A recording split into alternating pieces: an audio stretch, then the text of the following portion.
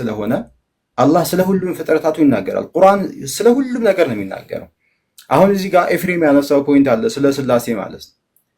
አላህ ቁርአን ላይ ምንድነው የተናገረው? ለቀድ ከፈረ الذين قالوا ان الله ثالث ثلاثه ፈጣሪ ትሪኒቲ የሚለውን ሐሳብ ስላሴ የሚለውን ሐሳብ ማለት ነው አንድም ሶስትም ነው የሚለውን ሐሳብ ኦኬ የፈጣሪ ባህሪ ነው ያሉ ሰዎች በእርግጥም ካዱ ነው ያለው።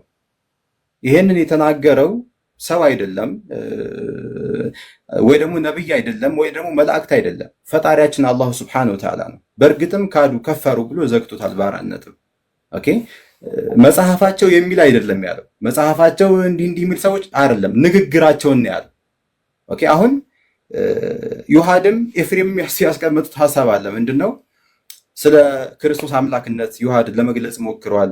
ኤፍሬምም እንደዚሁ ስለ ስላሴ ለመግለጽ ሞክሯል። ባይዘው ኤፍሬም ከዚህ በፊትም ሄጄዋለሁ በዋይት ቦርድ ምናምን ነገር ለማስረዳት ይሞክራል። ምንድነው ማስቀመጥ የምፈልገው ኤፍሬም ስለ ስላሴ ማስረጃ ቢያገኙ ኑሮ እንደዚህ እንደው ይሄን ያህል ዳገት መሄድም ይሄን ያህል መንገድም መሄድም አይጠበቅበትም። አንድ ማስረጃ ይበቃል። መጽሐፍ ቅዱስ ላይ አንድ ነብይ ወይ ደግሞ ራሱ እግዚአብሔር ወይ ደግሞ ኢየሱስ ክርስቶስ ኦኬ የስላሴን ሐሳብ በአካል ሶስት አንድ አምላክ የሚለውን ሐሳብ ኦኬ ቢያስተምሩ ኑሮ አንድ ማስረጃ ይበቃል። ይሄን ሁሉ ለዘጠኝ ደቂቃ ያክል ፈጣሪ ስንት ነው የሚለውን ሐሳብ ለማስረዳት ማለት ነው። ኢማጂን እንግዲህ 9 ደቂቃ ያክል ሙሉ ፈጣሪ ስንት ነው የሚለውን ነገር ኖ ይሄን ያህል እንትን ማለት አያስፈልግም። ማስረጃ ቢኖር ኑሮ ዮሐድም እንደዚሁ ስለ ክርስቶስ አምላክነት ሲናገር ክርስቶስ አምላክ ነኝ አምልኩ ቢል ኑሮ አንድ ጥቅስ ይበቃል።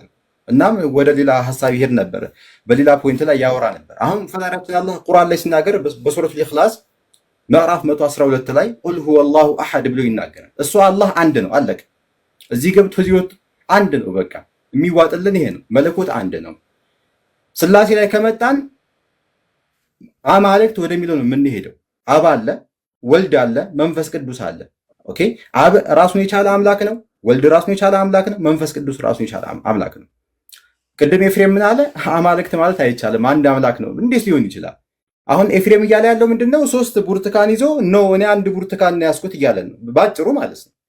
ኦኬ እንደዚህ 3 ብርቱካን ለህዝቡ እያሳየ እናንተ ሙስሊሞች 3 ብርቱካን አትበሉ እኔ ያስኩት አንድ ብርቱካን ይሄ ነው በቃ ባጭሩ። ኦኬ ስለ ይሄ ነው። ሌላው ደግሞ ምንድነው? አሁን ቅድም እንዳልኩት አንድም መጽሐፍ ቅዱስ ላይ አንድም ነብይ እግዚአብሔር መሆን አላስተማረም። ስለ ስላሴ በአካል 3 አንድ አምላክ ራሱ ኢየሱስ ክርስቶስ ለራሱ ይህን ትምህርት አልሰጠም። እንደውም እንኳን መለኮት ነኝ ሊል ይቅርና ከስላሴዎቹ አንድ ነኝ ብሎ እንኳን ሊያስተምር ይቅርና ቸር መምህር ወይ እንኳን ሲሉ ስለምን ቸር ትለኛለህ ከአንዱ አምላክ በስተቀር ቸር የለም ይላል። አምላክ የተባለው የስላሴ አካል የተባለው ኢየሱስ ክርስቶስ አይደለም አምላክ ሊባል ይቅርና ቸር መምህር ወይ እንኳን እያሉ ሲጠሩት ስለምን ቸር ትለኛለህ ከአንዱ አምላክ በቀር ቸር የለም እያለ ይመልሳል። ሆቄ አምላክ የተባለው ኢየሱስ እንኳን ማለት ነው። ስለዚህ ቁርአንም ይህንን ያስቀመጠው ለቀድ ከፈረ الذين قالوا ان الله ثالث ثلاثه ان الله هو المسيح ابن مريم ሁለቱም በተከታታይ ሱረቱል ማኢዳ ምዕራፍ 5 ላይ ማለት ነው። መጀመሪያ ላይ ምን አለ? ስላሴ ትሪኒቲ አንድም ሶስትም ነው መለኮት ያሉ ሰዎች በእርግጥም ካዱ አለ። ትክክል ማስረጃ የለው እንደው መጽሐፋቸው መለኮታዊ ቃል እንኳን ይሁን እንኳን ቢባል መጽሐፍ ቅዱስ ያልተበረዘ ትክክለኛ ቅዱስ መጽሐፍ ነው ብንል እንኳን ስላሴን ፕሩቭ የሚያደርግ አይደለም መጽሐፉ ብንል እንኳን ማለት ነው። ግን ወደ መጽሐፉም ከመጣን ጸሐፊው ማን ነው ብንል አይታወቅም። ኦኬ ብዙ መሰረታዊ ችግሮች እናገኛለን። ስለዚህ ይሄ ነው።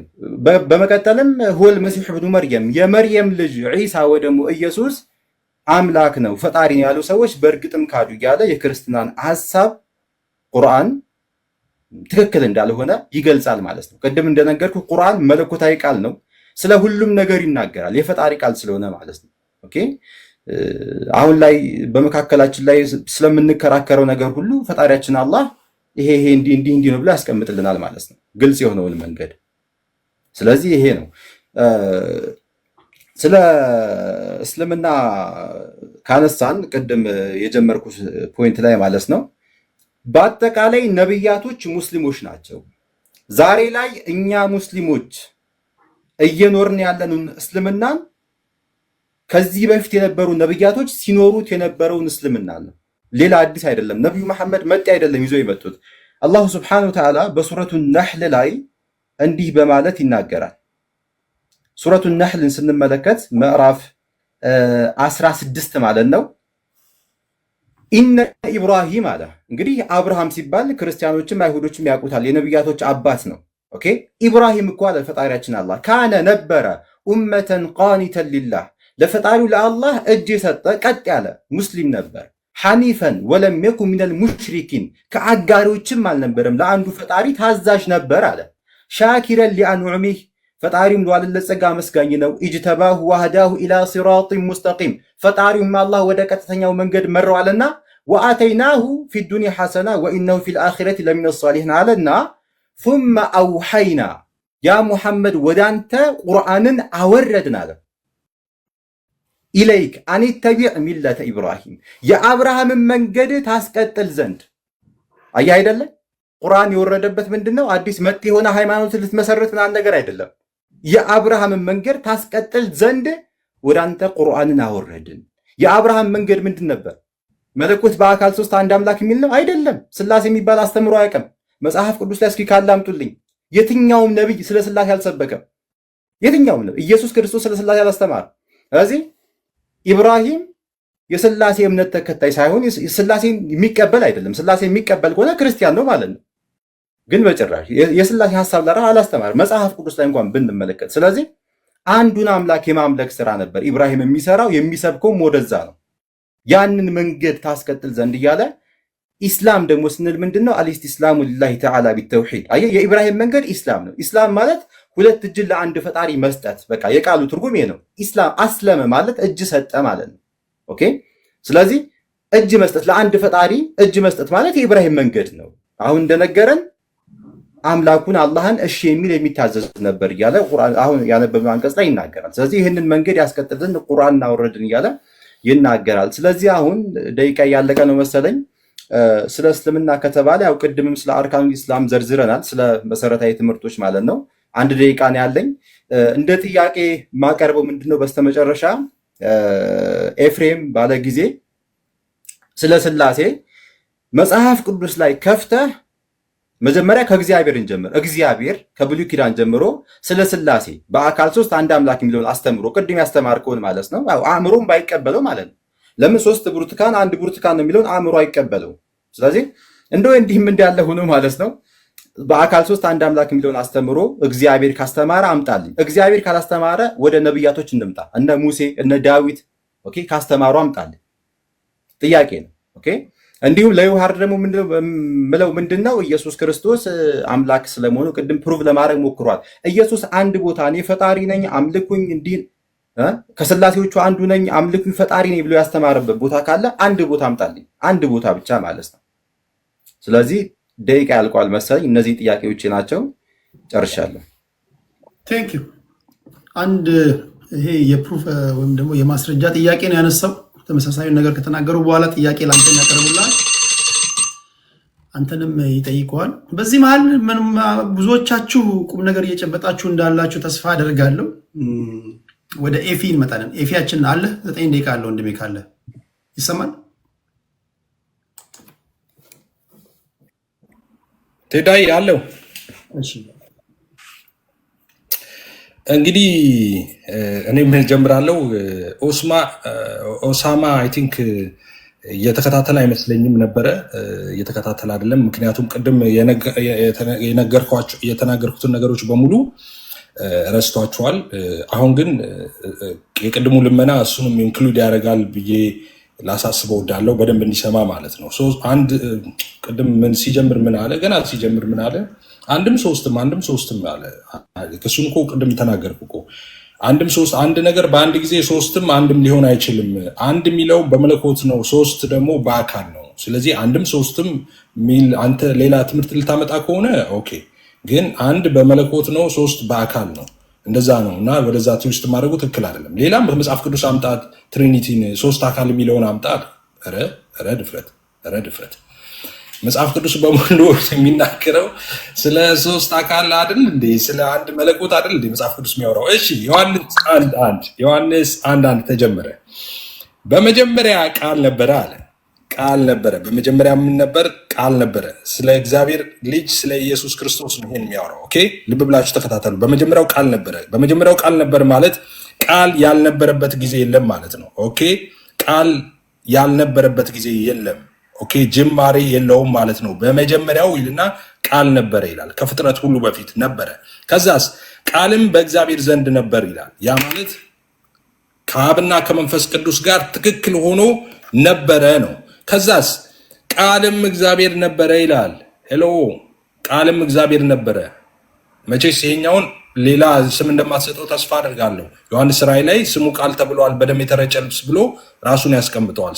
ኦኬ ቃል ስጋ ሆነ ይላል። ከዚህ ጋር ወርዶ እዛም ሳንሄድ ማለት ነው። እዚህ ጋር 12 አሚን ቆይ ወደ እሱ ጋር ሄዳለሁ እንዳላምታታው። አሁን በመጀመሪያው ቃል ነበረ፣ ቃልም በእግዚአብሔር ዘንድ ነበረ፣ ቃልም እግዚአብሔር ነበር ይላል። ወደ ታች ወርዶ ግን እዚሁ ላይ ቃል ስጋ ሆነ ይላል። የሚያወራው ስለ ወልድ ነው፣ የታወቀ ነው። ስለዚህ ቃል ምንድን ነበር? እግዚአብሔር ነበር ይላል። ኦኬ እግዚአብሔር ነበር እንዳትረሳ፣ ቃልን ነው። እሺ 3% የሚባል ነገር የለም። እንደዛ መጽሐፍ ቅዱስ ላይ 3% የሚል ነገር የለም። ይምጣ እንደዛ የሚባል ነገር። ኦኬ እንደዚህ ይላል። ማቴዎስ ላይ ነው ያለሁት። ማቴዎስ 3 ላይ ማቴዎስ 3:16 እንደዚህ ይላል። ማቴዎስ 3:16 እንደዚህ ይላል። ኢየሱስም ከተጠመቀ በኋላ ወዲያው ከውሃ ወጣ፣ እነሆ ሰማያት ተከፈቱ፣ የእግዚአብሔር መንፈስ ይላል። ስለ መንፈስ ቅዱስ ነው የሚያወራው፣ ስለ ሆሊ ስፒሪት። የእግዚአብሔር መንፈስ እንደ እርግብ ሲወርድ በእሱም ላይ ሲመጣ አየው። ኦኬ ፐርሰን ማለት ይሄ ነው። ቅድም ፐርሰን ሳስረዳ ምን አልኩኝ? ረቂቅ መንፈሳዊ አካል፣ ማይጨበጥ ማይዳሰስ፣ እኔ ማለት የሚችል እኔነት ያለው አልኩኝ። ይኸው መንፈስ ቅዱስ ሲመጣ አየው ይላል። ኦኬ መንፈስ ቅዱስ ቆይ የሚያስረግጥ ከዚህ የተሻለ አመጣልሃለሁ። ከዛስ እነሆ ድምፅ ከሰማይ መጥቶ በእርሱ ደስ የሚለኝ የምወደው ልጄ ይህ ነው አለ ይላል። ልጅ ያለው ማን ነው? አብ ነው። እዚህ ጋር ማንን ታያለ? ኢየሱስ ይኸው ተጠምቆ እየወጣ ነው ከዮርዳኖስ ማለት ነው። ኢየሱስ አለ፣ ወልድ ማለት ነው። አባቱ የምወደው ልጄ ይላል። መንፈስ ቅዱስ ደግሞ በእርግብ አምሳል ከሰማይ ወርዷል። 3% ማለት ይሄ ነው። እሺ 3% ማለት 3 ብርቱካንና ሙዝ አይደለም። እዛ ኢት ፍሩት ነው እሱ ያለው። አስመዝነ ልጠብላ 3 አካል ማለት ይሄ ነው። ፐርሰን ማለት ነው። ኦኬ ማይጨበጥ ማይዳሰስ ረቂቅ አካል ማለት ነው። ይሄው አብ ወልድ መንፈስ ቅዱስ 3 አካል። ኦኬ ስፔሲፊክ ለምን አናረገውም? ስለ መንፈስ ቅዱስ እንደዚህ ይላል ኢየሱስ ራሱ ዮሐንስ 16 ላይ እንደዚህ አለ ኢየሱስ፣ እኔ ግን እውነት እነግራቸዋለሁ፣ እኔ እንዴት ይሻላቸዋል አለና፣ እኔ ባልሄድ አጽናኙ ወደ እናንተ አይመጣምና አለና፣ እኔ ብሄድ ግን እርሱን እልክላቸዋለሁ። አየ እኔ ብሄድ በሌላ ስፍራ ላይ ሌላ አጽናኝ ይላል። እዚህ ጋር እኔ ሄድና እልክላቸዋለሁ ይላል። ማንን? መንፈስ ቅዱስን። ኦኬ መንፈስ ቅዱስ ሌላ ፐርሰን ነው። ከኢየሱስ ወይም ከወልድ የተለየ ሌላ ፐርሰን ነው። ኦኬ መንፈስ ቅዱስስ ራሱ እግዚአብሔር ነው። መንፈስ ቅዱስን እግዚአብሔር ይለዋል መጽሐፍ ቅዱስ? አዎ ይለዋል። ሐዋርያት ሥራ ምዕራፍ 5 ቁጥር 1 ሐናንያ የተባለ አንድ ሰው ሰጲራ ከተባለች ሚስቱ ጋር መሬት ሸጠ ይላል። ሚስቱ ደግሞ ስታቅ ከሽያጩ አስቀረና እኩሌታውን አምጥቶ በሐዋርያት እግር አጠገብ አቆመው ይላል፣ አስቀመጠው ይላል። ጴጥሮስም ሐናንያ ሆይ መንፈስ ቅዱስን ታታልልና ከመሬቱ ሽያጭ ታስቀር ዘንድ ሰይጣን በልብ ስለምን ሞላ አለው። ማንን ታታልል አለው? መንፈስ ቅዱስን ታታልልና ከመሬቱ ሽያጭ ታስቀር ዘንድ። ማንን ታታልልና? ኢየሱስን አይደለም፣ አብን ኖ። መንፈስ ቅዱስን ታታልልና ከመሬቱ ሽያጭ ታስቀር ዘንድ ሰይጣን በልብ ስለምን ሞላ ካለ በኋላ ሳትሸጠው ያንተ አልነበረምን? ከሸጥከውስ በኋላ በስልጣን አልነበረምን? ይህ ነገር ስለምን በልብህ አሰብ ካለና እግዚአብሔርን እንጂ ሰውን አልዋሸም። ያታለልከው መንፈስ ቅዱስን ነው አላለም? እግዚአብሔር ነው መንፈስ ቅዱስ፣ እሱን ነው የዋሸው እንጂ ሰውን አይደለም እያለው ነው። እግዚአብሔር መንፈስ ቅዱስ ምንድነው? አምላክ ነው። ሃሌሉያ። ወልድ አምላክ ነው፣ መንፈስ ቅዱስ አምላክ ነው ወይም እግዚአብሔር ነው እያሳየ ሆኖ ያለውት። እንግዲህ አብን ደግሞ በጣም በርካታ ስፍራ አለ። ራንደም ያነሳሁት ጥቅስን ላሳይ። አሁን አንተ እያወራ አንደኛ ጢሞቴዎስ 2:5 ላይ እንደዚህ ይላል፣ አንድ እግዚአብሔር አለና ይላል። እሺ ስለ አብ ነው የሚያወራው። በእግዚአብሔርና በሰው መካከል ያለው ደግሞ መካከለኛ አንድ አለ፣ እሱም ሰው የሆነው ክርስቶስ ኢየሱስ ነው ይላል። አንድ እግዚአብሔር አለና ይልና በሰውና በአብ መካከል ያለው መካከለኛው ደግሞ ሰው የሆነው ፍጹም ሰው ፍጹም አምላክ የሆነው ኢየሱስ ክርስቶስ እንደሆነ ይነግረናል። አብ እግዚአብሔር ነው፣ ወልድ እግዚአብሔር ነው፣ መንፈስ ቅዱስ እግዚአብሔር ነው። ቅድም እንዳሳየው አንድ እግዚአብሔር አለ። ኦኬ ብርቱካንና ሙዝ አይደለም። ስለ ኢሰንስ ነበር ቅድም ሳውራ የነበረው። ስለ አንድ እግዚአብሔር ነው የምናመልከው። ሶስት አምላክ የሚሉ ሰዎች አሉ። የሶስት አምላክ ናፍቆት ይዟቸው ነው። እኛ የምናመልከው አንድ አምላክ እግዚአብሔር ነው። ሶስት አምላክ የሚባል ኤግዚስት አያደርግም። በምድር ቢሆን በሰማይ ቢሆን ተፈጥሮ ምናልባት የፈጠራችሁት ካለ ምናልባት ብትሰጡን ተመራምረን ወደፊት መማሪያ ማስተማሪያ ልናደርገው እንችላለን። እናንተ የፈጠራችሁት ካለ እኛ 3 አምላክ አምልከን አናውቅም፣ ልናመልክም አንችልም። የምናመልከው ስንት አምላክ ነው? አንድ አምላክ አብ፣ ወልድ፣ መንፈስ ቅዱስ አንድ አምላክ ነው። ኔቸር አንድ ነው። ይሄ መለኮት በሶስቱም ውስጥ ያለው አንዱ ይሄ መለኮት ነው። አብ የራሱ አምላክነት የለውም። ወልድ የራሱ አምላክነት የለውም። መንፈስ ቅዱስ የራሱ አምላክነት የአብ አምላክነት ከወልድና ከመንፈስ ቅዱስ የተለየ አይደለም። የወልድም አምላክነት ከአብና ከመንፈስ ቅዱስ የተለየ አይደለም። የመንፈስ ቅዱስ አምላክነት ከአብና ከወልድ የተለየ አይደለም። ራሱን በሶስት አካል የገለጠው አንዱን አምላክ ነው የምናመልከው እኛ። አንድ አምላክ እስራኤሎች ስማ አምላክ እግዚአብሔር አንድ ነው አለው። እግዚአብሔር ስንት ነው?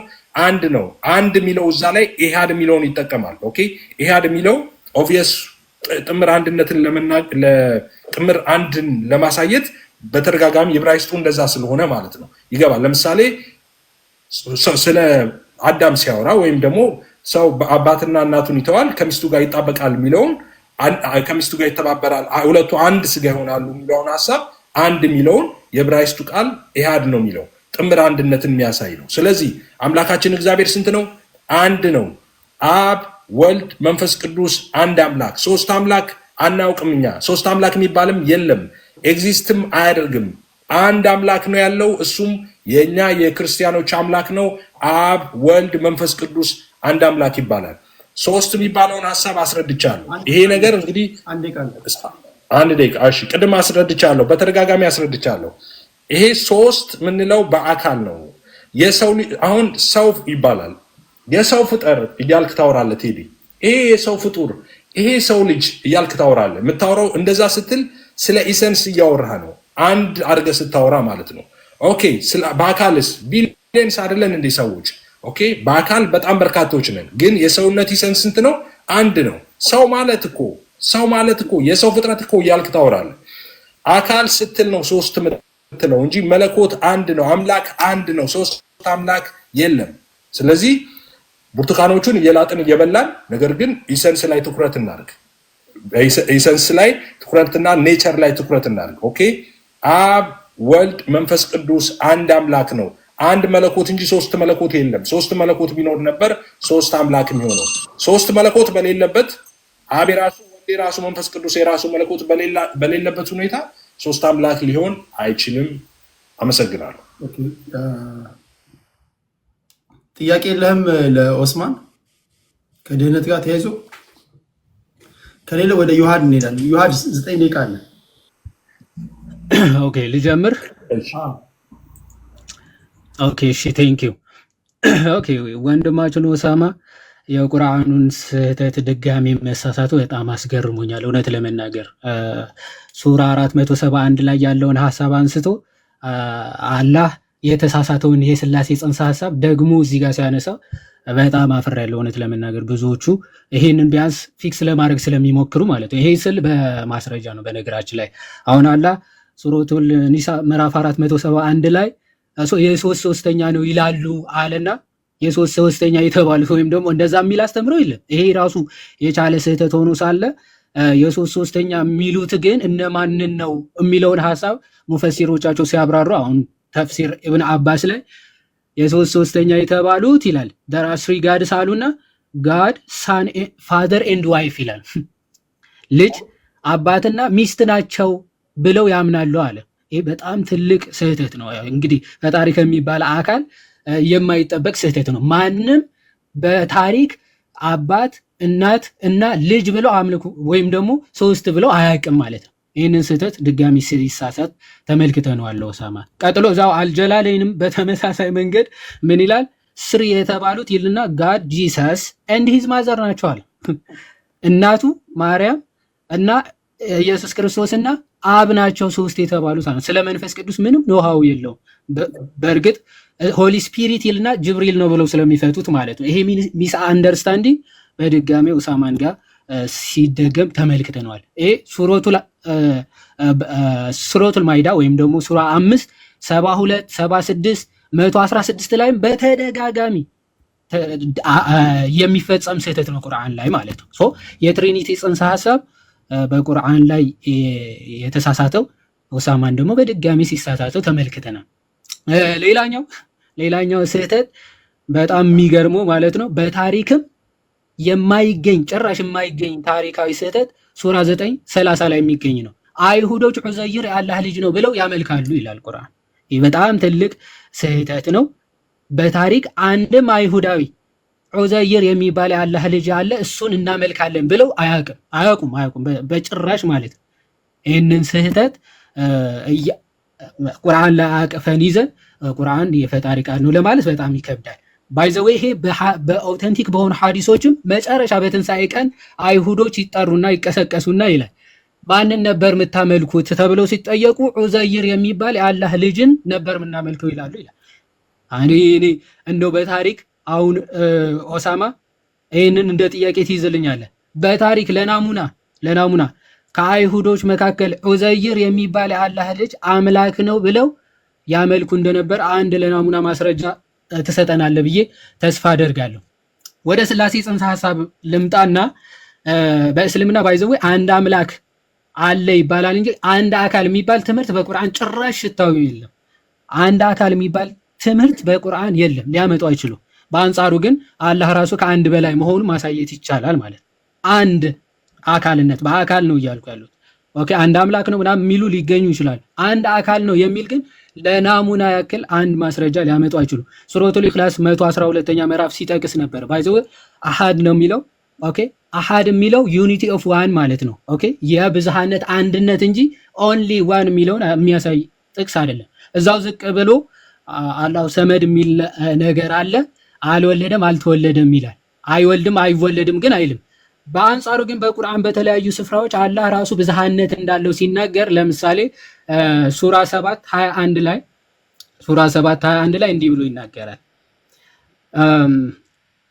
ኦኬ ሶሪ ሱራ 17 ማለት ነው። ሱራ 17:21 ላይ እንዲህ ብሎ ይናገራል። እሺ ምን አለ? ሚስትን ወይም ደግሞ ልጅን በሻን ኖሮ ከራሳችን እንይዝ ነበር ይላል። ኦኬ ሚስት ወይም ደግሞ መጫወቻን በፈለግን ኖሮ ከራሳችን ምን እናደርግ ነበር ይላል? እንይዘው ነበር ይላል። ሱራ 21:17 ላይ መጫወቻን ወይም ደግሞ ሚስትን ልጅን ልንይዝ በሻን ኖሮ ከእኛ ዘንድ በያዝነው ነበር ይላል። አሁን ከእኛ እያለ እየተናገረ ያለው አምላክ ነው ማለት። ለምንድን ነው እኛ እያለ እየተናገረ ያለው? አሁን ሙስሊሞች ሚስ ኢንተርፕሪት ያደርጉታል። አይ ራሱን ለማክበር ፈልጎ ነው። እሺ እኔ ሲልስ ራሱን እያዋረደ ሲያዋርድ ነው እኔ የሚለው። ኦኬ እኛ ብሎ ሲናገር ትመለከተዋለህ። ብዙ ቦታዎች እኛ እንዲህ አደረግን ከመንፈሳችን ነፋን ይላል። አደምን ስንፈጥረው ከመንፈሳችን ነፋንበት ይላል። መንፈሳችን እያለ ያለው አንድ አካል ነው። እንዴት እኛ ሊል ይችላል አንድ አካል? ኦኬ በተቃራኒ በሙስሊሞች ቁርአን ራሱ አንክሪኤትድ ቢንግ ነው ብለው ነው የሚያምኑት። ያልተፈጠረ አካል ወይም ያልተፈጠረ ነገር ነው ብለው ያምናሉ። ይህ ቁርአን ግን በመጨረሻ ቀን ሰው መስሎ ይመጣል። ኦኬ ቁርአን ራሱ ሰው መስሎ ይመጣል። ማስረጃ ሱናን ኢብን ማጃ በደንብ አስተውሉ። ሱናን ኢብን ማጃ ሱራ 37:81 ላይ ምናልባት ማስረጃ መክፈት ያስፈልጋል። ኦፍ ኮርስ አዎ ያስፈልጋል። ምናልባት ደቂቃዬ ለመጠቀም ያክል ማስረጃ መክፈት ያስፈልጋል። ሱናን ኢብን ማጃ 37:81 ላይ ምን ይላል? the Quran will come on the day of resurrection በቂያማ ቀን በትንሣኤ ቀን ይመጣል። ቁርአን ፍጡር ነው? ፍጡር አይደለም። በሙስሊሞች አስተምሮ ፍጡር ከሆነ ኦሳማ ይነግረናል ማለት። ይህ ፍጡር ያልሆነው ቁርአን በቂያማ ቀን በትንሣኤ ቀን ምን ሆኖ ይመጣል ይላል? ላይክ ኤ ፔል ማን ይላል። ኦኬ ልክ እንደ ድሃ እንደ ተቸገረ ሰው መስሎ ይመጣል ይላል ቁርአን። ስለዚህ የሚመጣው ቁርአን ያ ያልተፈጠረው ቁርአን ፍጡር ነው? ፍጡር ካልሆነ ፍጡር ያልሆነ ሁለተኛ አካል በትንሣኤ ቀን ይመጣልሃል። ምን ይላል? I am the one that kept you awake at night and made you resty during the day ይላል። በቀን እንድትጠሙ በሌሊት እንድትነቁ የማደርጋችሁ የነበርኩት እኔ ነኝ ይላቸዋል ሙስሊሞችን ማለት። እንዲህ ፐርሰን ያለው ሁለተኛ አካል በቁርአን ላይ እናገኛለን። ሶስተኛ አካል ሩሐል ቅዱስ የሚባል አለ በቁርአን ላይ። ሩሐል ቅዱስ ወደ መርየም የመጣ አካል ነው እና ጌታ ተብለው ተጠርቷል። ይህ ሩሐል ቅዱስ ፍጡር ለመሆኑ አንድ ከቁርአን ለናሙና አንድ ማስረጃ ሊሰጠን አይችልም። ኦኬ በብራኬት የጨማመራችሁት አይደለም። በብራኬት የጨመራችሁትን ትታችሁ በቁርአን ላይ ሩሐል ቅዱስ የተባለው ጅብሪል ነው የሚል ለናሙና አንድ ማስረጃ ሊያመጡ አይችሉም። ስለዚህ በእስልምና ራሱ 1% የሚለው ትምህርት በጭራሽ በኋላ ላይ ፋብሪኬት የተደረገ ትምህርት ነው። ተውሂድ የሚለውን ትምህርት በኋላ ላይ የመጣ የሰው ፍልስፍና ነው ተውሂድ የሚለው አስተምሮ ማለት ባይዘወይ ተውሂድ ማለት ራሱ በቁርአን ላይ ቃሉ የለም። በኋላ ላይ ግን ሙስሊሞች ፋብሪኬት ያደረጉት ቃል ነው። ግን ፋብሪኬት ቢያደርጉትም ተውሂድ ማለት ዩኒፊኬሽን ማለት ነው። ኦንሊ ዋን ማለት አይደለም፣ ውህደት ማለት ነው። ኦኬ አላህ ውህድ ነው። የማንና የማን ውህድ የሚለው ማስረጃ በኋላ ላይ ይሰጡናል ብዬ አስባለሁ። አሁን ዲቴይል ሌሎች አስተምሮቶች በነገረ ድህነት ባይዘወይ ምንም ሊነካ አልቻለም ወንድማችን። ለምንድነው ሊነካ ያልቻለው? በእስልምና ነገረ ድህነት የሚባል ትምህርት የለም። ወይ ተወስኖብህ ትድናለህ ወይ ደግሞ ተወስኖብህ ይፈረድብሃል ማለት ነው። የሙስሊሞች ወደዚህ ዓለም መምጣት ራሱ የአላህ ቅድመ ውሳኔ ነው እንጂ በአዳም ፐርሰናል ጥፋት የመጣ አይደለም። ማስረጃ ሰሒህ አልቡኻሪ 3409 ላይ ኦኬ ምን ይላል? አደምና ሙሳ እርስ በርሳቸው አርጊው ያደረጉ ይላል። እርስ በርሳቸው ተከራከሩ። ምን ብለው? በአንተ ምክንያት ነው፣ በአዳም ጥፋት ምክንያት ነው ከገነት የተባረር ነው ብሎ ማን? ሙሴ አደምን ይወቅሰዋል። ኦኬ ሲወቅሰው ግን አዳም ምን ብሎ መለሰ? አዎ ትክክል፣ በእኔ ጥፋት ነው የወጣ ነው አለ አላለ? አላህ ከመፈጠሬ ከ40 ዓመት በፊት የወሰነብኝ ውሳኔ ነው አለ። ይኸው የሚታያችሁ ከሆነ ምን አለ? yet you blame me for a thing which had already been written in my fate before my creation ከመፈጠሬ ከ40 ዓመት በፊት በአላህ የተወሰነብኝ ውሳኔ ነው፣ ስለምን ትወቅሰኛለህ እኔን አለ። በአሱ ጥፋት ራሱ አይደለም አዳም ከገነት የተባረረው ፐርፐዝሊ በአላህ ውሳኔ ነው። ስለዚህ በቃ አይሺ በአላህ በራሱ ውሳኔ ነው ማለት ነው። የመጨረሻ የጠየቀኝን ጥያቄ ልመልስ። በጣም ብዙ ማስረጃዎችን ልሰጥ እችላለሁ። ባይዘው የክርስቶስ አምላክነት በመጽሐፍ ቅዱስ በመድኃኔዓለም ሼም ይዞኝ ነው ራሱ ዝም ያልኩት ማለት ነው። ራእይ ምዕራፍ 1 ከቁጥር 8 ላይ ያው ክርስቶስ ራሱ ያለና የነበረ የሚመጣ ሁሉን የሚገዛ ጌታ አምላክ አልፋና ኦሜጋ እኔ ነኝ አለ። ይህ ብቻ ነው? አንደኛ ዮሐንስ ምዕራፍ 5 ከቁጥር 20 ምን ተብሎ ተገለጸ? ስለ ጌታችን የእግዚአብሔር ልጅ የሆነው እንደመጣ እውነተኛውም የሆነው እናውቅ ዘንድ ልቦናን እንደሰጠን እናውቃለን አለ። እውነተኛውም በሆነ በእርሱ አለን ካለ በኋላ እርሱም ልጁ ኢየሱስ ክርስቶስ ነው። እርሱም እውነተኛ አምላክና የዘላለም ሕይወት ነው። አሜን። ቴንክ ዩ። እሺ አሁን እንደዚህ ነው የሚሆነው። የመጨረሻ ዙር ነው የሚሆነው። ለሌላ ፕሮግራም ስለገባው ኦሳማ ይናገርና ቀጥለው ወደ አይ ቲንክ ኤፍሬም ባለ ጊዜ እንዲናገርና ለሌላ ጊዜ ቀጠሮ ይዘን እንሰለማበታለን። ምክንያቱም ቅድም መዝማን ነው ልደት ሲናገር ከተናገረ በኋላ ዮሐድም ስለተናገረ ማቆም ያለብኝ ኤፍሬም ባለ ጊዜው ጋር ስለሆነ እንሰለማበታለን ማለት ነው። ከዛ ነገ ወይ ከነገ ወዲያ ደግሞ ቀጠሮ ይዘን እንደዚሁ እንመጣለን። እሺ ኦሳማ 9 ደቂቃ አለው ወንድሜ። ኦኬ ኢስማዑኒ ጀይደን። ሰዎች በደንብ አድርጋችሁ ለማዳመጥ ሞክሩ። ኮመንት ላይ ጋጋት አለ፣ የመበሻሸቅ ነገር፣ የኔ ይበልጣል፣ ይሄ ህፃን ጨዋታ ማለት ነው። እሱን ተውትና በደንብ አድርጋችሁ አዳምጡ። ከኤፍሬም ከቴዲ ልጀምር። ባደዌ ቴዲ ያነሳው ሐሳብና ዩሃድ መጨረሻ ላይ ያነሳው ሐሳብ ተመሳሳይነት አለው። እስልምና ስለ ድህነት ጭራሽ ስለማያወራ ነው። ስለ ድህነት ሲጠየቅ ኦሳማ ጆሃር ያላወራው ጭራሽ ስለ ድህነት ስለማያወራ ነው አለ። ኖ ደቂቃዬ ስላለቀብኝ ነው። አላሁ ስብሓነሁ ወተዓላ በሱረቱል ሙእሚኑን ላይ እንዲህ በማለት ይናገራል። ገና አንቀጹ ሲጀምር ማለት ነው። ቢስሚላሂ ራሕማን ራሒም ቀድ አፍለሐል ሙእሚኑን፣ አማኞች በእርግጥም ዳኑ። አማኞች በእርግጥም ዳኑ። ጭራሽ እስልምና ስለ ድህነት ስለማያወራ ነው። ሌላ ታሪክ ማለት ነው። እዚሁ እነማን ናቸው አማኞች ሲባል ቴዲ የጠየቀው ጥያቄ ነው። አያይዣ እንደሌላ አስቀምጠው ብዬ ነው። እነማን ናቸው እነዚህ የዳኑት? ይድናሉ አይደለም፣ ዳኑ ማለትም ጀነትን አገኙ ማለት ነው። ኦኬ ተረጋገጠላቸው። በምድራዊ ህይወታቸው ጀነት እንደሚገቡ ተረጋገጠላቸው። እነማን ናቸው አማኞች ሲባል አለዚነ ሁም ፊ ሶላቲሂም ኻሺዑን እያለ ተግባራቸውን ይገልጻል። ስግደታቸው ላይ አላህን የሚፈሩ ናቸው እያለ ተግባራቸውን ይገልጻል። ተግባራቸው አለ። ያ ተግባራቸው ደግሞ ከአላህ እዝነት ጋር ጀነት ያስገባቸዋል። ለምን? ኩሉ በኒ አደም ኸጣ ነቢዩ መሐመድ ተናግረዋል። ሁሉም የሰው ልጅ ተሳሳች ነው ብለዋል። ምንም አላህ ያዘዘውን ነገር ቢፈጽም እንኳን የሰው ልጅ ምንድነው? ኩሉ በኒ አደም አጠቃላይ የሰው ልጅ ተሳሳች ነው ብለዋል። ኦኬ ስለዚህ በአላህ እዝነት ያችን ስህተታችን ደግሞ አላህ በእዝነቱ እየማረን እኛም የአላህን ትእዛዝ እየፈጸምን ድህነት እናገኛለን። ለዚያም ነው ቀድ አፍለሐል ሙእሚኑን አማኞች ዳኑ ነው ያለው። እና በጣም ይገርማል። ሌላው ምንድነው ኤፍሬም ያነሳው ነገር አለ በኮንፊደንስ ማለት ነው። ምንድነው ስለ ስላሴ መጽሐፍ ቅዱስ ላይ አለ እንዴት የለም ትላለህ ብሎ ዮሐንስ ወንጌል ምዕራፍ 1 ቁጥር 1 ብሎ በመጀመሪያ ቃል ነበር፣ ቃልም በእግዚአብሔር ዘንድ ነበር፣ ቃልም እግዚአብሔር ነበር የሚለውን ማለት ነው። በደንብ አድርጋችሁ አዳምጡ ስላችሁ የነበረው ለዚህ ነው። ትልቅ ስህተት ነው የተሳሳተው። ጥያቄ ምንድን ነበር? የስላሴን ሐሳብ እግዚአብሔር ካስቀመጠ መጽሐፍ ቅዱስ ላይ አምጣልኝ ነው ያልኩ፣ ወይ ደግሞ ነብያቶች ነው ያልኩ። አንተ ያመጣህልኝ የዮሐንስ ወንጌል ምዕራፍ 1 ቁጥር 1 ማን ነው ተናጋሪው? ተናጋሪው ማን ነው? ወንጌላዊ ዮሐንስ ነው ተናጋሪው ተብሎ ይታመናል በክርስትና። እግዚአብሔር አይደለም። ገና ሲጀምር በመጀመሪያ ቃል ነበር፣ ቃልም በእግዚአብሔር ዘንድ ነበር፣ ቃልም እግዚአብሔር ነበር እያለ የሚናገረው እግዚአብሔር አይደለም፣ ነብይ አይደለም፣ ዮሐንስ የተባለ ሰው ነው። ኦኬ። ለዚያውም የዮሐንስ ወንጌል በጣም ቆይቶ የመጣ ነው። የመጨረሻው ወንጌል ነው። ባይዘው ዮሐንስ ወንጌል ከወንጌላቶች የመጨረሻው ወንጌል ነው። ወደ ሁለተኛው ክፍለ ዘመን እንደዛ ነው የመጣው። ዲቴይል ቀኑን ባላቅም ብቻ መጨረሻ ላይ መጣ ወንጌል ነውና ዮሐንስ የተባለ ሰው እንግዲህ ክርስቶስ ካረገ በኋላ ስንት ዓመታትን አስቆጥሮ ስለዚህ ስለ ክርስቶስ ስለ ስላሴ ተናገረ።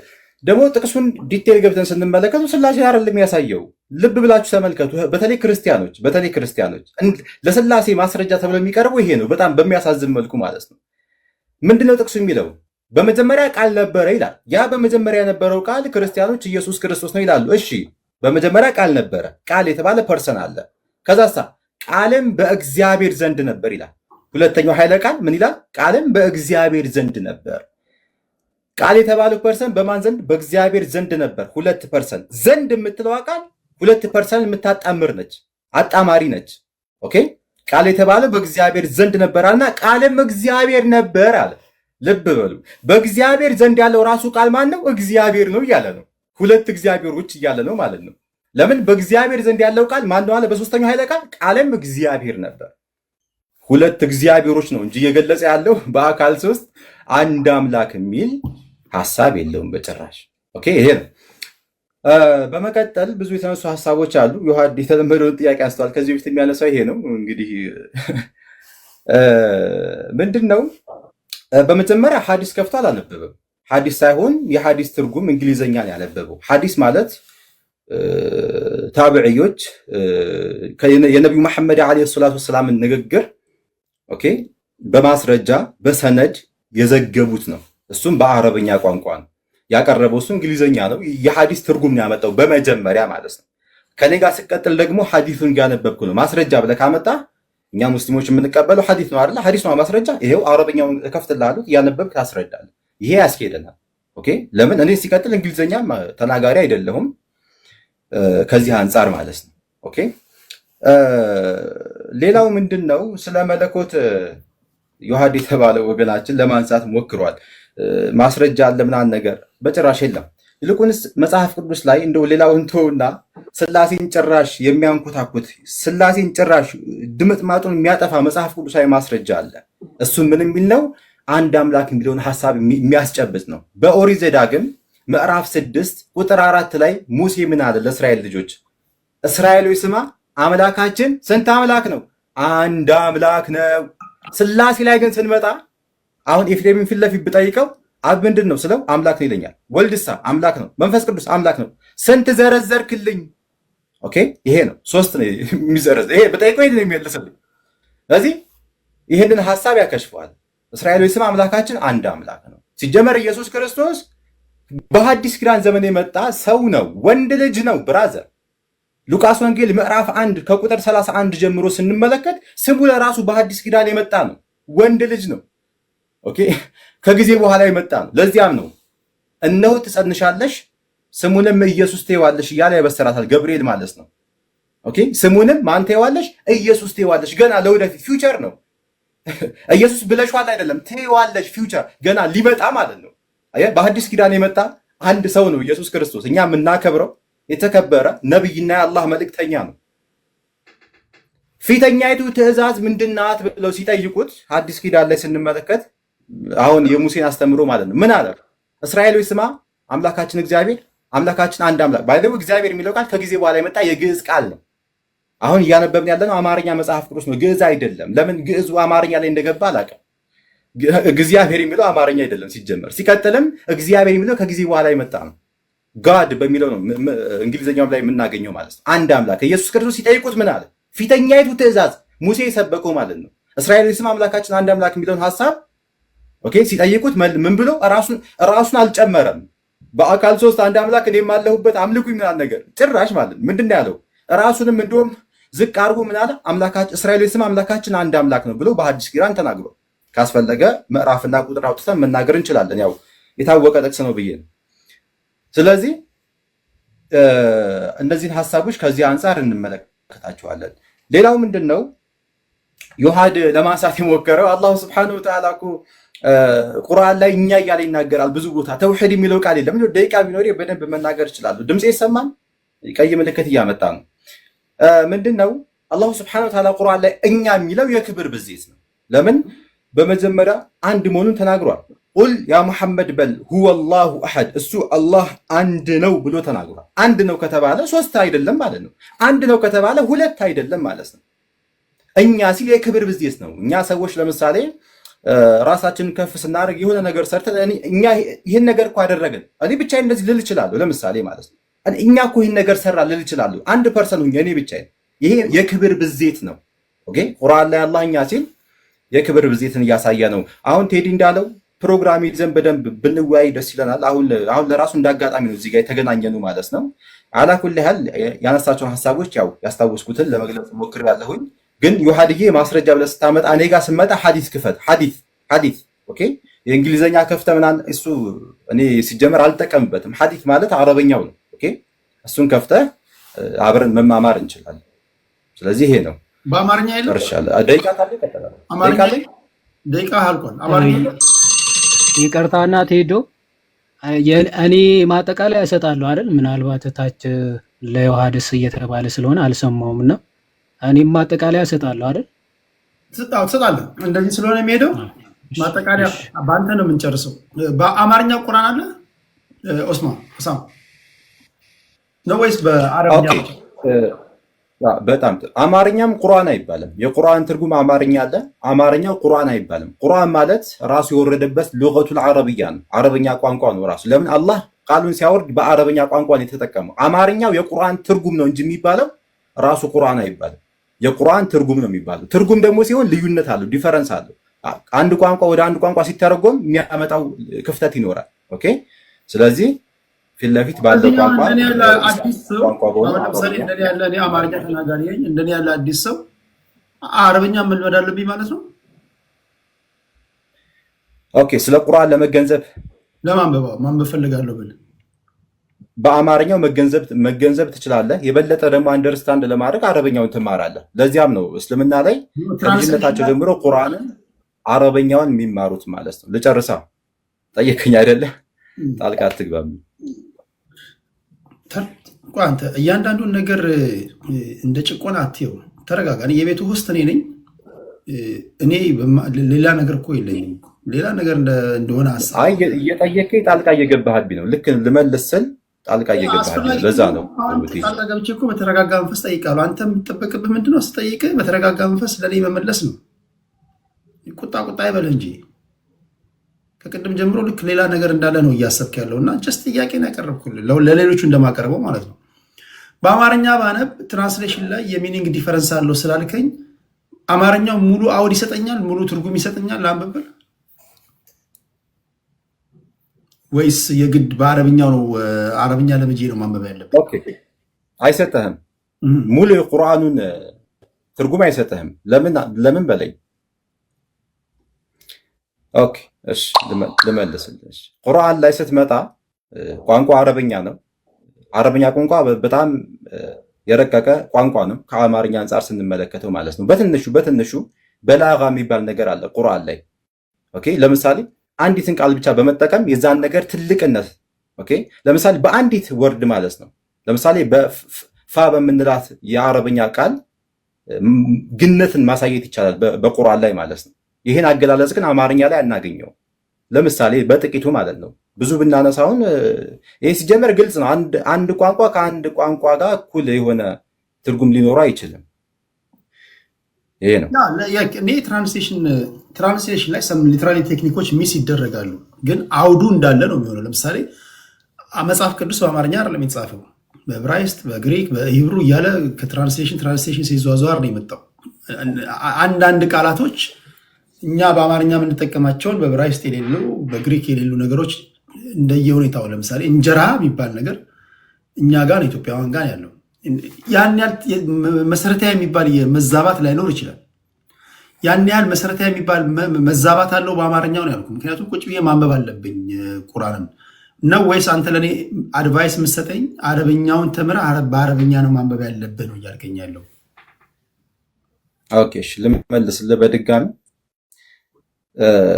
ይኸውልህ በእስልምና ላይ ሙስሊሞች ከልጅነታቸው ጀምሮ ራሱን ቁርአኑን ማለት ነው እንዲያነቡ ትምህርት ይሰጣቸዋል።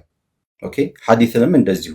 ለምንድን ነው ትርጉሙ እያለ ለምንድን ነው እንደዛ የሚደረገው ከተባለ ሙሉ ሐሳቡን በተሻለ መልኩ አላህ ምን ለማለት ፈልጎ ነው የሚለውን ነገር ለመገንዘብ ነው። ኦኬ አማርኛውን ቢማሩ መሰረታዊ የሆነ ነገር ይጓደላል ማለት አይደለም፣ በጭራሽ አይጓደልም። ኦኬ ግን አረበኛው ላይ ሲሆን የበለጠ መረዳት ይኖራል እያልኩ ነው። ለምሳሌ አሁን ቅድም ያልኩን አሁን ቁርአን ላይ ስመጣ ሐምድ አልሐምድ የምትለው ቃል በጣም ማመስገንን የሚያሳይ ነው። አልሐምድ በቃ ምስጋናዎች በአጠቃላይ ሊላህ ለአላህ ኦኬ የሚል ነው። አሁን ወደ አማርኛው ግን ስመጣ ምስጋና የምትለው ቃል ብቻዋን በዚች ምድር ያለው ምስጋና ሁሉ ያጠቃልላል ማለት አንችልም። ምስጋና የምትለዋን ቃል ብቻ ተጠቅሜ ሁሉንም ምስጋና ማለት አልችልም። ሌላ ቋንቋ መጨመር አለብኝ። ለምሳሌ በአጠቃላይ ምስጋና ሁሉ ለአላህ ይገባው፣ አየው ጨመርኩ ሌላ ቃል ማለት ነው። በአጠቃላይ የሚል ቃል እጨምራለሁ። አረብኛው ላይ ግን ስመጣ ሐምድ የምትለዋ ቃል ብቻ ይህንን ታጠቃልላለች ማለት ነው። ስለዚህ ከዚህ አንጻርም ስንመለከተው ቁርአን ላይ ያለውን አማርኛው ሙሉ ለሙሉ ሊገልጸው አይችልም። 4 ነጥብ። ስለዚህ የሚመከረው በአረብኛ ያለውን ማንበብ ነው። እሺ ኤፊ ወደ አንተ ልምጣ። 9 ደቂቃ አለ ወንድሜ።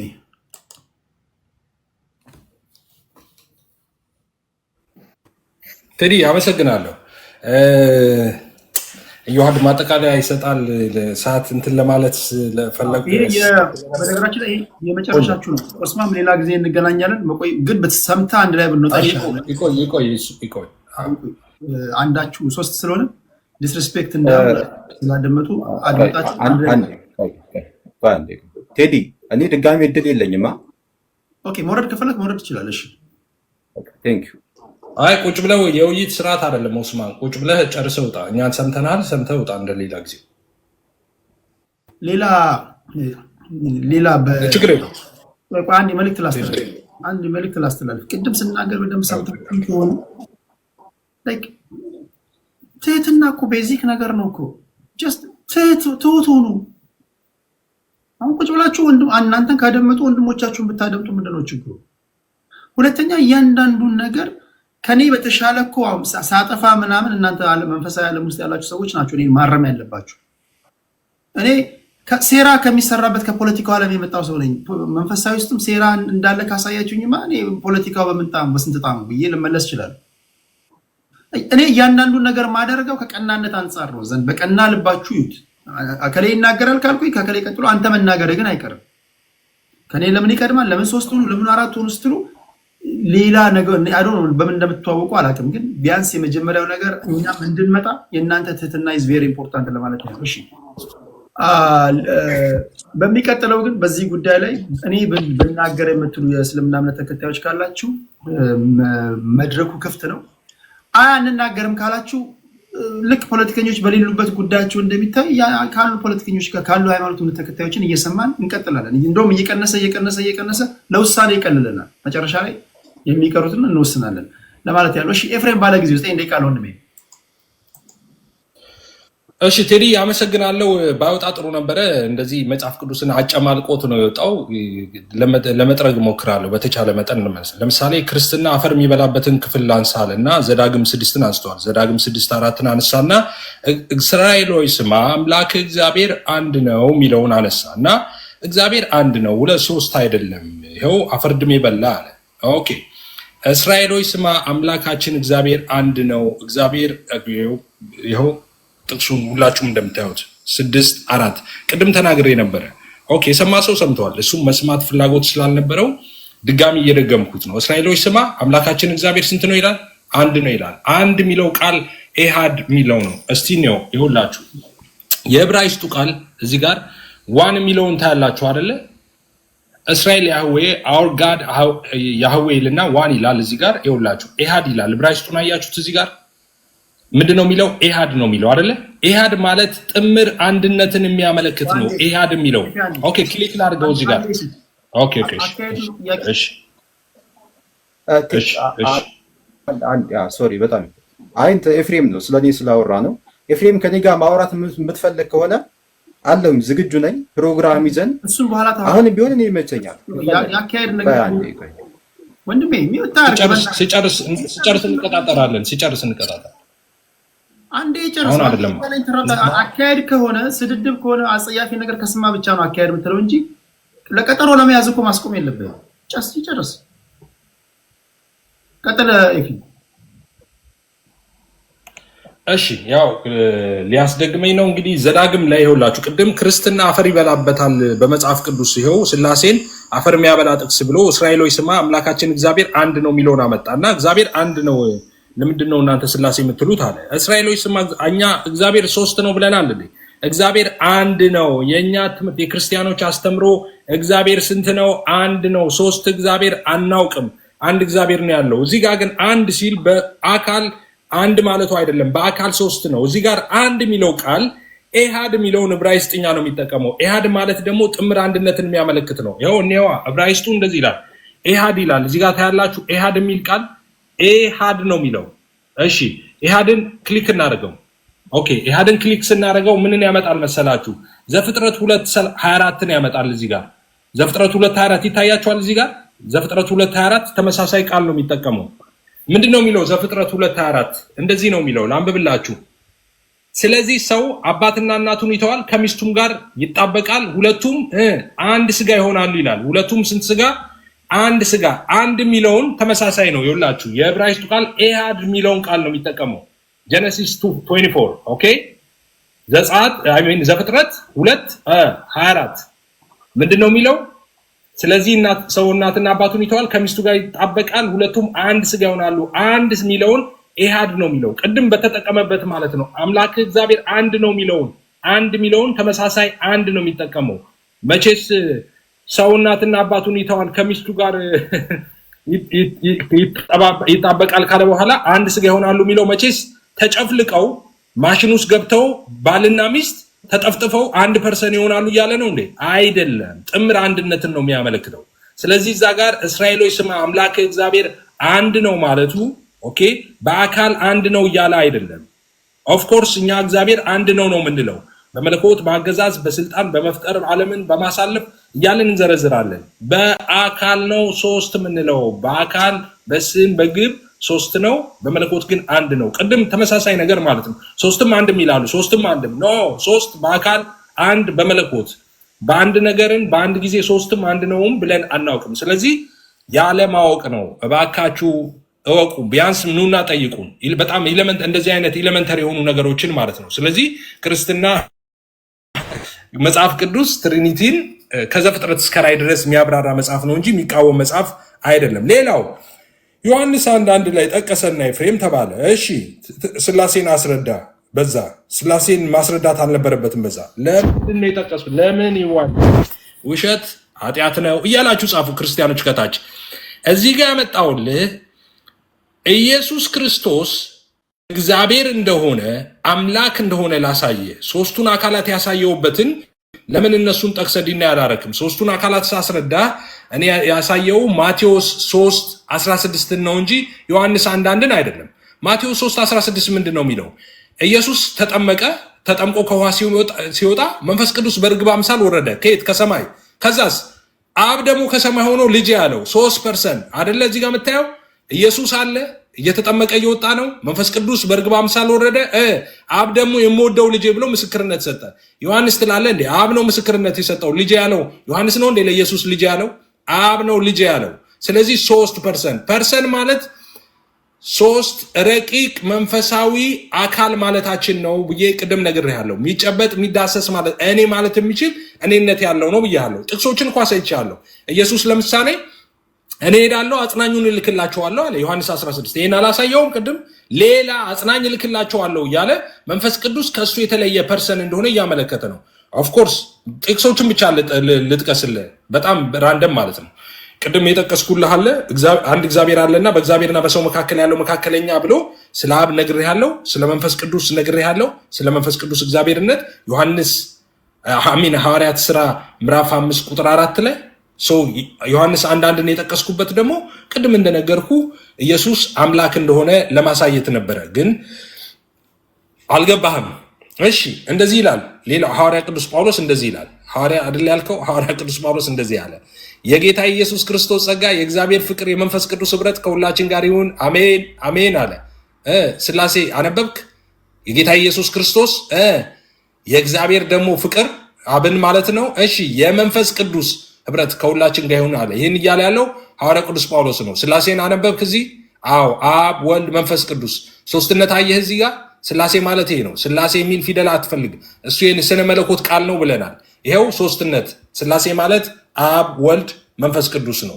ስለዚህ በጣም በርካታ ስፍራዎች ላይ ያለ ማቴዎስ 28:19ን ማየት እንችላለን። ሂዱ አሕዛብን ሂዱና በአብ በወልድ መንፈስ ቅዱስም እያጠመቃችሁ ያዘዝኳቸውን እንዲጠብቁ አስተምራችሁ ደቀ መዝሙር አድርጓቸው አለ።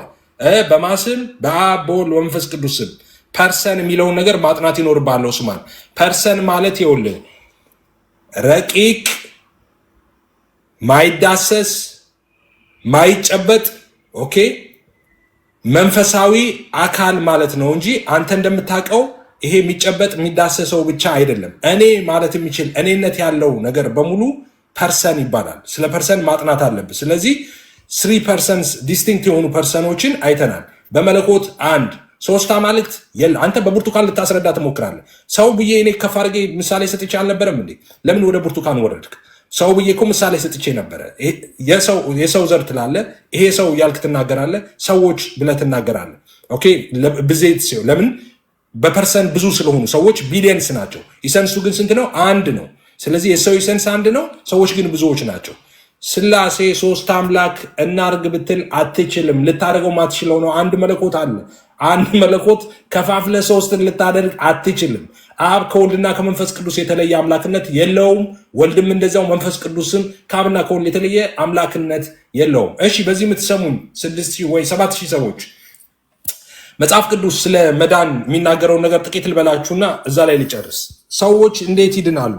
በተደጋጋሚ ተናግረናል። ሰዎች የሚድኑት በእግዚአብሔር ልጅ በኢየሱስ ክርስቶስ ሲያምኑ ነው። በእግዚአብሔር ልጅ በኢየሱስ ክርስቶስ ያመነ ይድናል። ሐዋርያው ቅዱስ ጳውሎስ ምን አለ? ሁሉ ኃጢአት ሰርተዋል፣ የእግዚአብሔር ክብር ጎሏቸዋል አለ። ከዛስ በኢየሱስ ክርስቶስ ቤዛነት በሆነው በኩል አለና እንዲሁ ነው በጸጋው የሚጸድቁት አሉ። አዎ በጸጋው የሚጸድቁት እንደዚህ ነው። አዎ ምን አስተዋጽኦ ማድረግ አለባቸው ሰዎች? ማመን። በማ በልጁ በኢየሱስ ክርስቶስ ማመን። ምን ብለው ያምናሉ?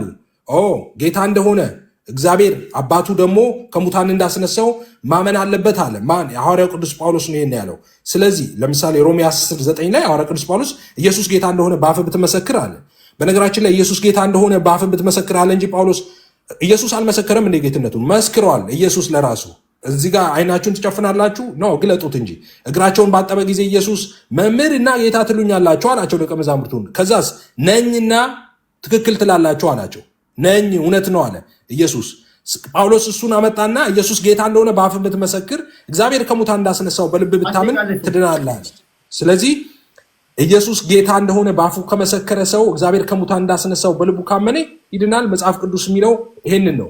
የመዳን መንገድ አንድ ነው። አሁንም እንዳልኩት መንገድህን እንጂ መድረሻህን መምረጥ አትችልም። መንገድ ነው አንተ መምረጥ የምትችለው። የመረጥከው መንገድ መድረሻህን ይመርጥልሃል። እውነት፣ መንገድ፣ ህይወት ኢየሱስ ነው። እውነት፣ መንገድ፣ ህይወት ኢየሱስ ነው። በእኔ በቀር ወደ አብ የሚመጣ የለም ብሏል። በኢየሱስ በቀር የዘላለምን ህይወት ሊያይ የሚችል የለም። ኑ ወደዚህ እውነተኛ መንገድ ወደሆነው ወደ እግዚአብሔር ልጅ ወደ ኢየሱስ። አመሰግናለሁ ቴዲ። ቴንክ ዩ ኤፊ። ዮሐድ ወይ ቴዲ ልቀጥል እኔ? ቀጥል። እሺ ቴንክ ዩ። እሺ በመጀመሪያ ሶርሶቹን ሳቀርብ ማስረጃ ወይም ደግሞ ቪዲዮ ክፈት ምናምን ብሎኛል። እሱን ከፍቼ አሳያለሁ። ያቀረብከው ማስተባበያ ግን እውነት ለመናገር ያስተዛዝባል። ቢያንስ አረብኛው እንኳን አላቀረብክም ብትል ሶርስ ኮት አድርጌ ነው የተናገርኩት።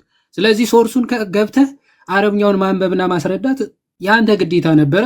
ዘ ኦንሊ ወይ ዩቱዝ ምን አድርጋል? አረብኛ አላመጣህም ብሏል። ባይዘው እዚህ የከፈትኩት ዌብሳይት ላይ የእኔ ትርጉም አይደለም የሙስሊም ስኮላሮች ትርጉም ነው ኦኬ የከፈትኩት ማለት ነው። እና ደግሞ ዝቅ ብትል እዛው ምን አለ አረብኛው ደግሞ አለ ማለት ነው፣ ማግኘት ይቻላል። ኤንዌይስ ግን ምክንያቱ ያንን መመለስ ስለማይቻል ነው ብዬ ተረዳሁኝ። እኔ ሰውም እንደዛ ብሎ ይረዳል ብዬ አስባለሁ።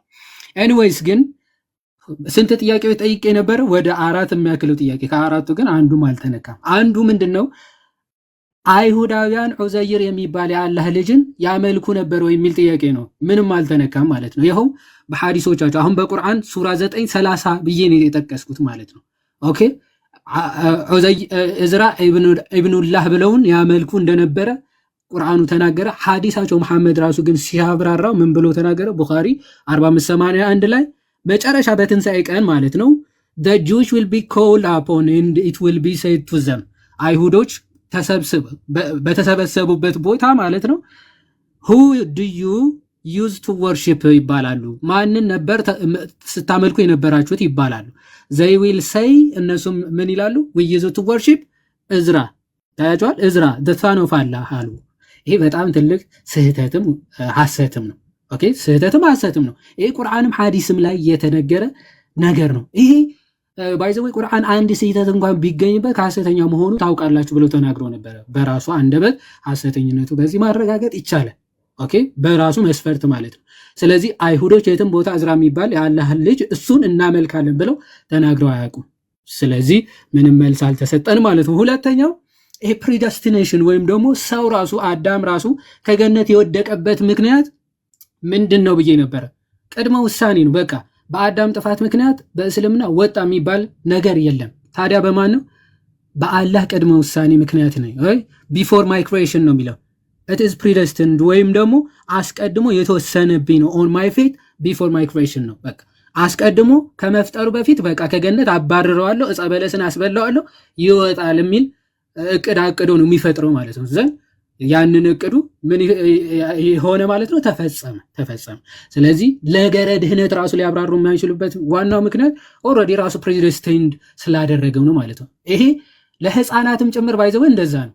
ወይም ለገነት ብለው ይፈጥራቸዋል ወይም ደግሞ ለሲኦል ብለው ነው የሚፈጠረው። ሰው በነፃ ፈቃድ የሚባል ትምህርት የለም። ሰው ወደው ፈቅዶ እስልምና ሊከተል ክርስትና ሊከተል ይችላል የሚባል ትምህርት አለ? የለም። ህፃናት እንኳን ሲሞቱ ምንድነው ወይም አስቀድሞ ካፊር ወይም ደግሞ የማያምኑ ተደርገው ተፈጥረዋል ወይም ደግሞ የሚያምኑ ተደርገው ነው የሚፈጠሩት። ማስረጃ ሱነን አቢ ዳውድ 4706 ላይ ምን ይላል?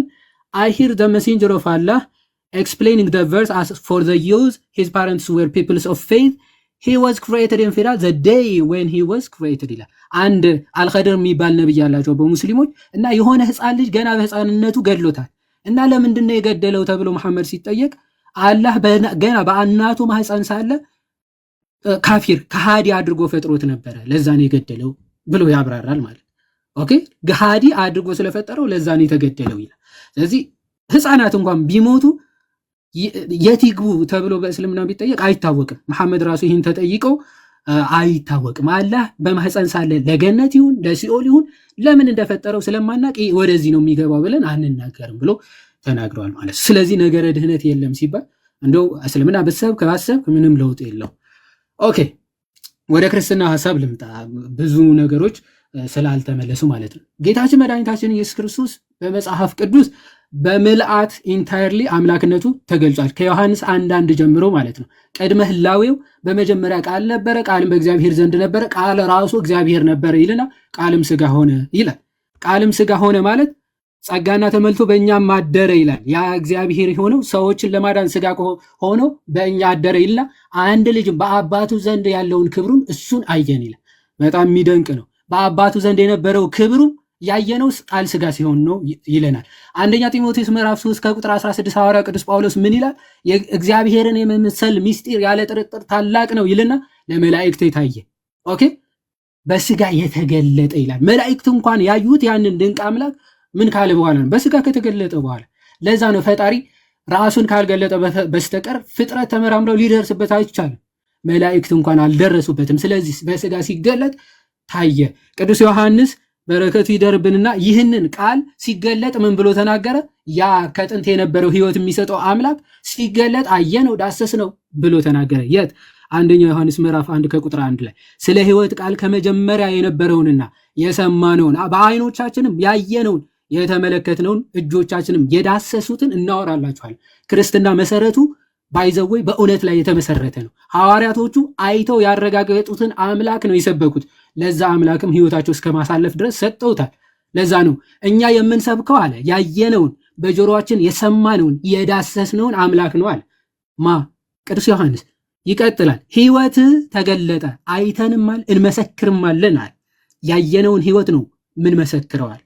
ከአብ ዘንድ የነበረውን ለእኛም የተገለጠውን የዘላለም ሕይወት እናወራላችኋለን። በቃ የዘላለም ሕይወት የነበረው ከአብ ዘንድ የነበረውን እሱ ጌታ ተገልጧል። ስለዚህ ስላየነው እንሰብካችኋለን እንመሰክራለን። ስለዚህ ሕይወት ሐዋርያቶቹ ሁሉም ሕይወታቸውን አሳልፈው ሰጥተዋል። ይህንን ያዩትን እውነት በአደባባይ ሲመሰክሩ ሁሉም በሰማዕትነት አልፈዋል። ኦኬ እንደውም አንዳንድ ክርስቲያኖች ኤቲስቶች ላይ ክርስቲያኖች የሚያነሱት አርጊመንት ይሉና ክርስቶስ ሳይነሳ እንደተነሳ አስመስለው ራሳቸውን አሳልፈው ሰጡ የሚባል አርጊመንት ምን ያክል ሞኝነት ነው ይላል። ኦኬ ላላዩት እውነት ሐዋርያቶቹ አሳልፈው ራሳቸውን አልሰጡም። ራሳቸውን አሳልፈው የሰጡት ላዩት፣ ለዳሰሱት፣ ለቀመሱት እውነት ነው። ስለዚህ እኛ ክርስቲያኖች የትንሣኤያችን በኩር የሆነው ጌታ አይተን ሰምተን ዳሰን እንጂ በማይጨበጥ ተስፋ ኦኬ ልክ እንደ እስልምናው ማለት ነው። በገነት ስትሄድ ጡቷ ጉችማ የሆነ ጉች ያለ ጡት ያላቸው ሴቶች ይጠብቁናል ብለን በክርስትና ትምህርት አንቀበልም። እንደዚህ አይነት ትምህርት የለንም። ታዲያ ምንድነው ተስፋ የምናደርገው? ስለኛ ዋጋ የከፈለውን ጌታ ከእርሱ ጋር በአንድነት በህብረት ለዘላለም እንኖራለን። ተስፋችን ባይዘው ዘላለማዊ የሆነ አምላክ ስለሆነ ነው ዘላለማውያን እንሆናለን ብለን ተስፋ የምናደርገው። በሌሎቹ ቤተ እምነቶች ግን ብትመለከት ቁሳቁስ ናቸው የዘላለም ተስፋ መጠጊያቸው፣ መመኪያዎቻቸው ሴቶች ናቸው፣ መብል ነው፣ መጠጥ ነው። እነዚህ ሁሉ ፍጡራን ናቸው። ፍጡር መመኪያ ከሆነ ዘላለማዊ ልትሆን አችልም። ምክንያቱም ፍጡር ራሱ ዘላለማዊ ስላልሆነ ማለት ነው። ዘላለማዊ የሆነው ጌታ እሱ ነው መመኪያችን፣ እሱ ነው መጠጊያችን፣ እሱ ነው ተስፋችን ማለት ነው። ተስፋ የምናደርገው ጌታ እሱ ነው። የመጨረሻ ሮሜ መልእክት ምዕራፍ 9 ከቁጥር 5 ያለውን ተናግሬ ይጨርሳለሁ። ከዛ ሰዓት ካለኝ ሮሜ መልእክት ምዕራፍ 9 ከቁጥር 5 ላይ ክርስቶስ ኢየሱስ ምን ይላል? ሐዋርያ ክርስቶስ አባቶች ለእነርሱ ናቸውና ከእነርሱም ክርስቶስ በስጋ መጣ፣ እርሱም ከሁሉ በላይ ሆኖ ለዘላለም የተባረከ አምላክ ነው፣ አሜን። ያ ሐዋርያ ቅዱስ ጳውሎስ ነገረው። ቲቶ ምዕራፍ 2 ከቁጥር 14 ያለውን ተናግሬ ልጨርስ። ምዕራፍ 2 ወደ መጨረሻ አካባቢ እንዲህ ይላል፣ ሰዎችን ሁሉ የሚያድነው የእግዚአብሔር ጸጋ ተገልጧል አለ። ሰዎችን ሁሉ የሚያድነው የእግዚአብሔር ጸጋ ተገልጧልና፣ ስለዚህ ይህም ጸጋ ኃጢአተኝነትንና ዓለማዊ ምኞትን ክደን የተባረከውን ተስፋችንን እርሱም የታላቁና የአምላካችንና የመድኃኒታችንን የኢየሱስ ክርስቶስን ክብር መገለጥ እየጠበቅን ራሳችንን በመግዛትና በጽድቅ እግዚአብሔርንም በመምሰል በአሁኑ ዘመን እንድንኖር ያስተምረናል።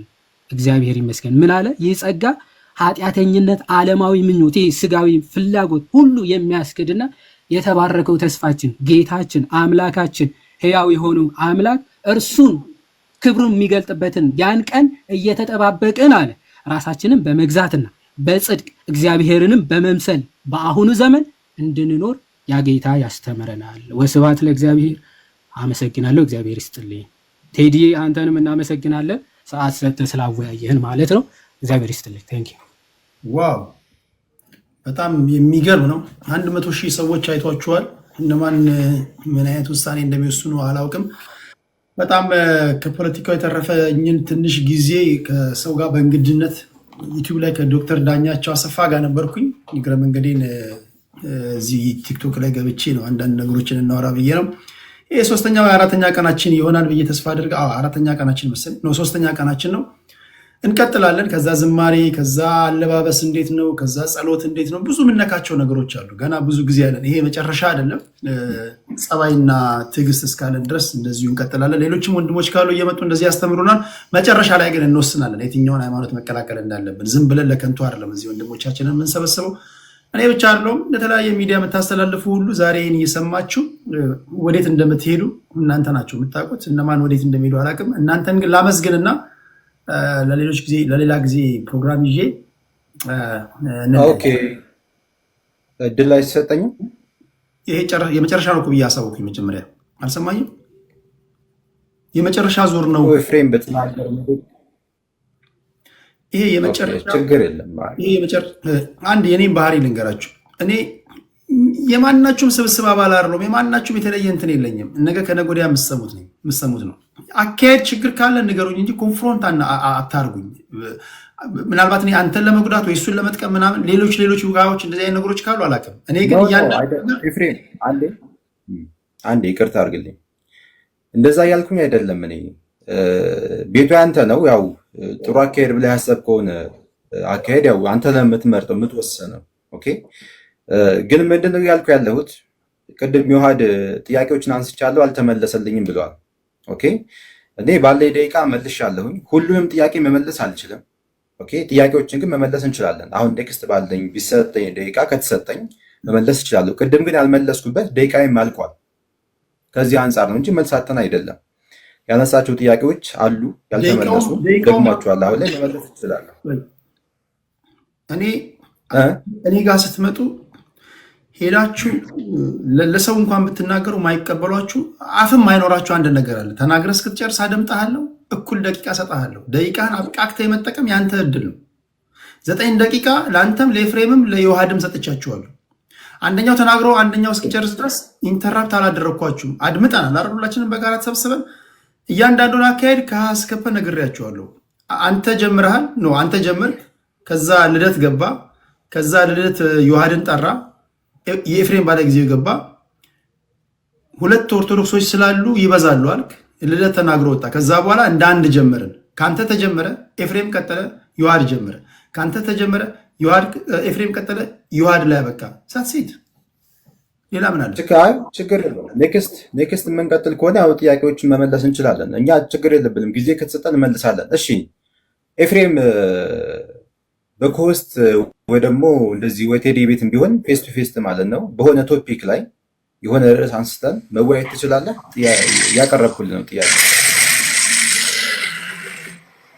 ኦኬ እሱን ተነጋገሩና ወስኑ። በኮስት እኔ ጋር ሳይሆን እናንተ እርስ በርስ ተገናኙና የውይይት ጥሪ እያቀረብክልኝ ነው። እሱ መወያየት ትችላለህ መሰረታዊ በሆነ አስተምሮ ላይ